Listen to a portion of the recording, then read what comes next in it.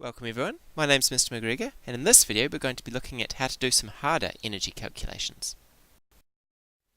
We're going to take the two equations for gravitational potential energy and kinetic energy and rearrange those to solve for a range of problems. Now in the last video we looked at just how to use those equations in a simple way without needing to rearrange them, and that's an achieved level skill. In this video we're going to look at how to rearrange those equations. And that's a little bit more difficult merit or excellence level. So if you're just focusing to get achieved, then you could perhaps skip this video, or come back to it if you're feeling confident and you've covered the other videos. Otherwise, carry on. So the reason it's more complicated is because there are 4 parts to our equations, not 3 like we've looked at with the other ones. And that means that I've got 3 things on the bottom of my triangle. But not to stress. Obviously, my equation for EK is exactly as written. If I put my thumb on this top part here, I get a half times m times v squared. If I'm trying to find the mass, I'd cover up this part here.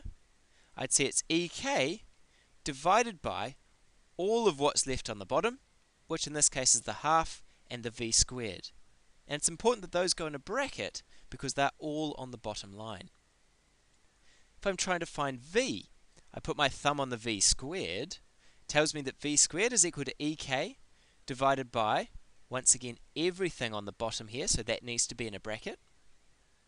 And then to undo the square, I need to take the square root.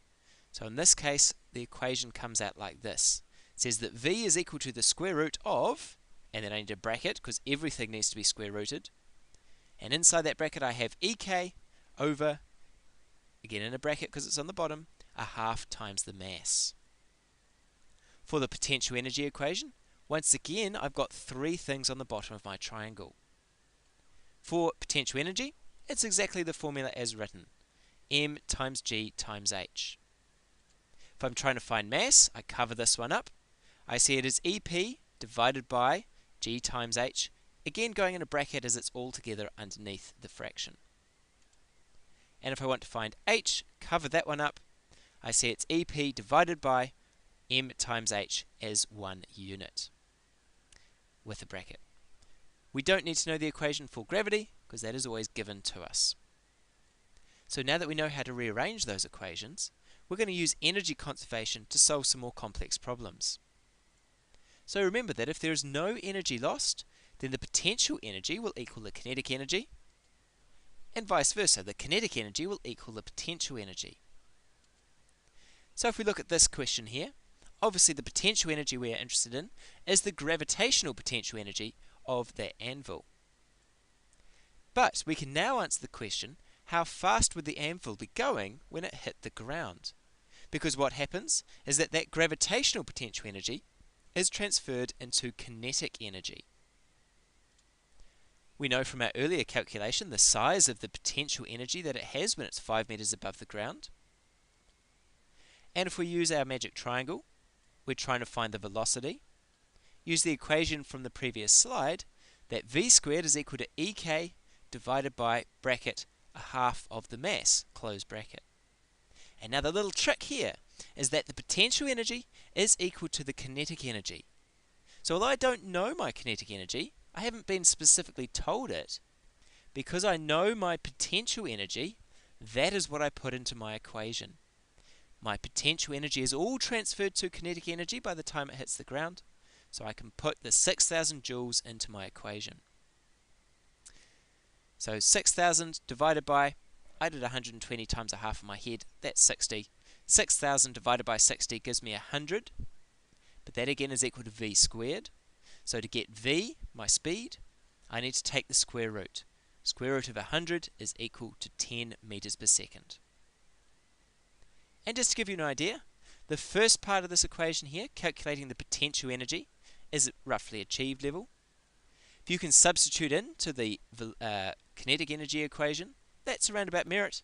And if you can get the right final answer, that is an excellence level question. But just to make things a little bit more interesting, sometimes there can be energy lost as heat due to friction.